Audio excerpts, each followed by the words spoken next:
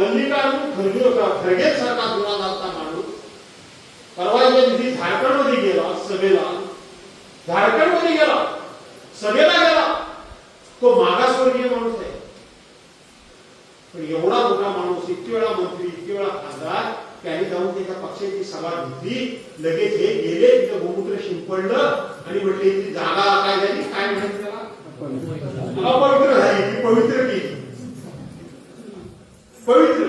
अब्दुल सत्तार शिल्लोळचा, संभाजीनगरचा, यांच्या पक्षाचा आमदार, माजी मंत्री, त्याचा वाढदिवस होता, तो त्या हिंदूंच्या देवळात गेला तिथल्या आणि प्रार्थना केला, पाया पडला, देणगी दिला, लगेच ते आपले गोमूत्र घेऊन गेले.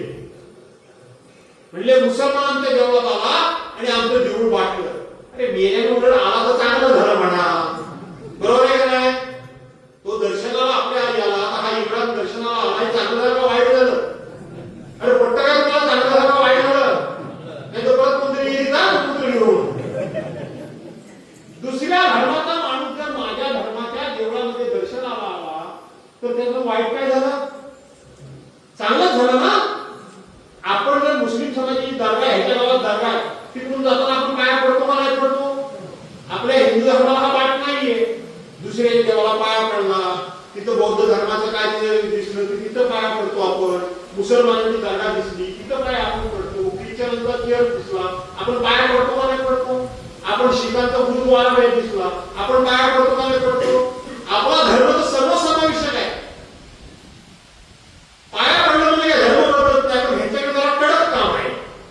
त्यातून तो देवाला गेला, लगेच हे गोमूत्र घेऊन गेले हे गाडव.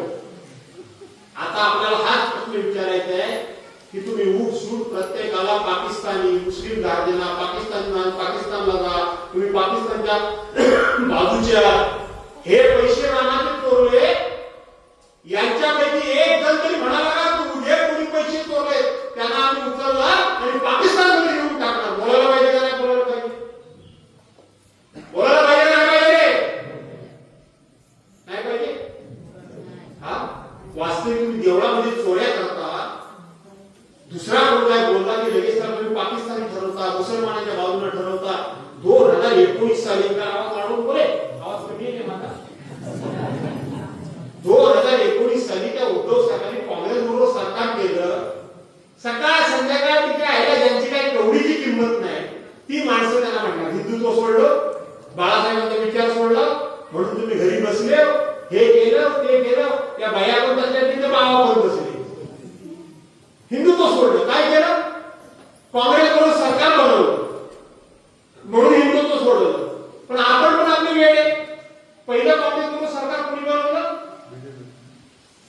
अरे पहिलं कोणी बनवलं? ते आपलं पाप झाकण्याकरता म्हणून दुसऱ्यावर सातत्यानं खोटे आरोप करायचे, म्हणजे आपली चूक कोणी बाहेर काढताना नाही. पहिलं सरकार अजितदादावर देवेंद्र फडणवीसांनी बनवलं 2019 साली. उद्धव साहेबांनी नाही बनवलं, उद्धव साहेबांनी नाही बनवलं.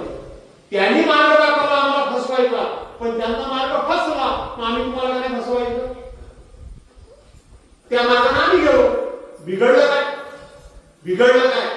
पण उठ सूट प्रत्येकाला त्या ठिकाणी हिंदुत्व सांगणारे लोक परवाच्या दिवशी तळीवर तिरंगा रॅली काढली. गेले होते तुम्ही, थोडे लोक गेले होते का नाही?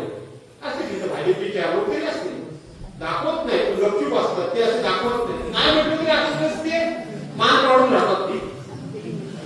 असणार आपल्या हातात 100% असणार. ते काय बोलणार नाही, काय नाही, सांगणार नाही, काय नाही. तुमच्या जाऊन बसणार, तुम्ही त्यांना वाईट बोलत तर टाळ्या जोरात वाजवणार. आपण समजा हाच त्यातला आहे. तिरंगा देशाला स्वातंत्र्य मिळालं त्यावेळेला ह्यानेच या तिरंग्याला विरोध केला होता. हा 3 रंगाचा तिरंगा ध्वज हा अपशकुनी आहे म्हणून सांगितलं, अपयशी आहे म्हणून सांगितलं.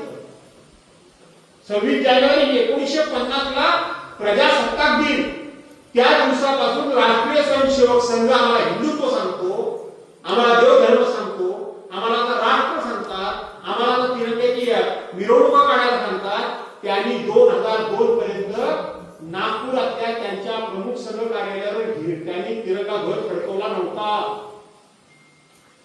2001 साली 3 तरुण त्या ठिकाणी आले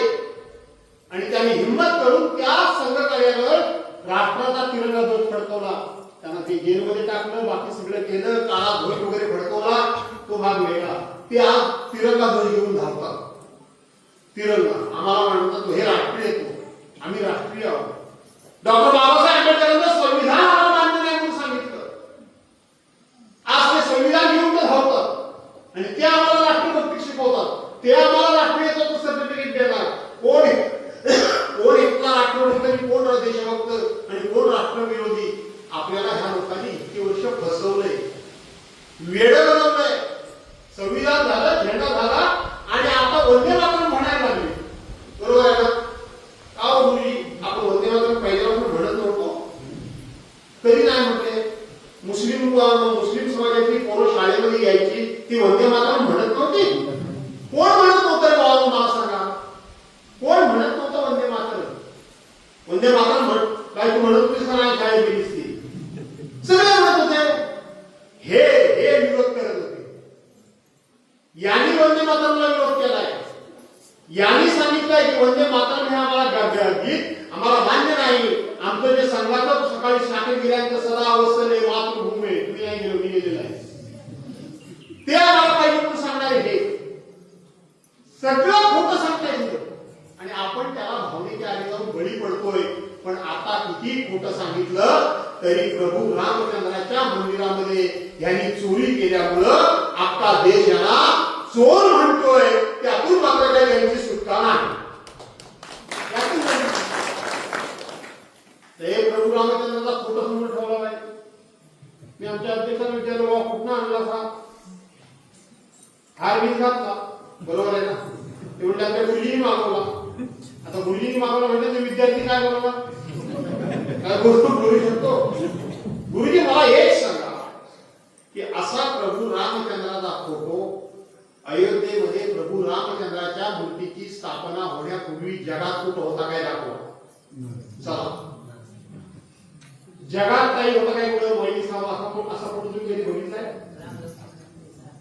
असा हा बाल्यावस्थेचा फोटो आहे. म्हणजे प्रभू रामचंद्र बाल्यावस्थेत म्हणजे छोट्या लक्षात आलं, बालकाच्या अवस्थेमध्ये लक्षात आलं तुमच्या. हा असा एकटा प्रभू रामचंद्र, बाजूला सीतामाई नाही, लक्ष्मण नाही आणि समोर उभा असलेला मारुती त्यांच्या पायाशी नाही. असा फोटो तुम्ही कुठे बघितला बाहेर? बघितला काय? 2 मिनिटं बोलू काय का? कंटाळलेला वगैरे. हा बाल्य अवस्थेतला राम आला कुठून? बरं, राम हा सावळ्या रंगाचा आहे, श्यामलवर्णीय राम आहे. राम असा क्रूर नाहीये, राम असा कोपिष्ट नाहीये, राम असा काळा म्हणण्यापेक्षा कृष्णवर्णीय नाहीये. कृष्णवर्णीय कृष्ण आहे, राम नाहीये. एक वचनी एक बाणी राम आहे, सारस राम आहे. वायू वडिलांच्या शब्दाखातर 14 वर्ष वनवास भोगणारा राम आहे. असा नाहीये राम. पण हा असा काळ झाला ना, रामाच्या ज्या वेळेला मूर्ती स्थापना झाली, उद्घाटन झालं, त्यावेळेला प्रसंग आठवा. जाऊ बघा युट्यूबवर पोरांनो. काय नाही, उद्घाटन रामाच्या ज्यावेळेला स्थापना होणार होती त्यावेळेला तुम्ही आठवा. एवढा मोठा नरेंद्र मोदींचा फोटो, एवढा मोठा नरेंद्र मोदींचा फोटो आणि नरेंद्र मोदी असे चालले शूरवीरासारखे, योद्ध्यासारखे असे जोरात चालले नरेंद्र मोदी. आणि हाताच्या बोटाला पकडून प्रभू रामचंद्र चालले. कसे चालले? एखादा मोठा माणूस पुढे चालतं आणि पाठीमध्ये जर पोरगं पाठीशी लागलं तर त्याला आई किंवा वडील किंवा कोण असते ते हात देतात. त्याची मोठ्या माणसाची मोठी पावले पडतात आणि छोट्या पोरग्याची पावलं मोठी पडत नाही, म्हणून ते पाठीमागून खरपडत चालतं. त्याला त्या बोटानं मोठा माणूस ओढत घेतो आणि ते पडू नये म्हणून बोट हातात जाम धरून खरपडत चालतं की नाही सांगा बघा. ह्यांना काय सांगायचंय? एवढ्या मोठे नरेंद्र मोदी, विश्वगुरु, ब्रह्माचा अवतार, विष्णूचा अवतार, हे ह्यांना दाखवायचं आहे की प्रभू रामचंद्राचं मंदिर का झालं, प्रभू रामचंद्राची स्थापना का झाली. प्रभू रामचंद्र हे मोदींपेक्षा कितीतरी छोटे आहेत, पण आमचे मोदी एवढे मोठे आहेत. तो प्रभू रामचंद्र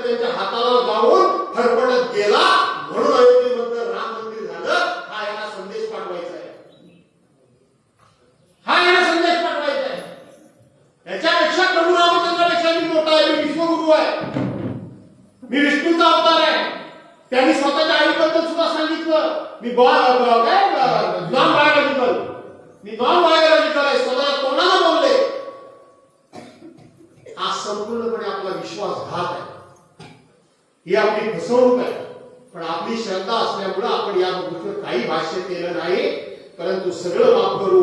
परंतु देवाच्या देवळातली चोरी आता आपण माफ करायची का करायची आहे? आणि म्हणून तुम्हाला जागं करावं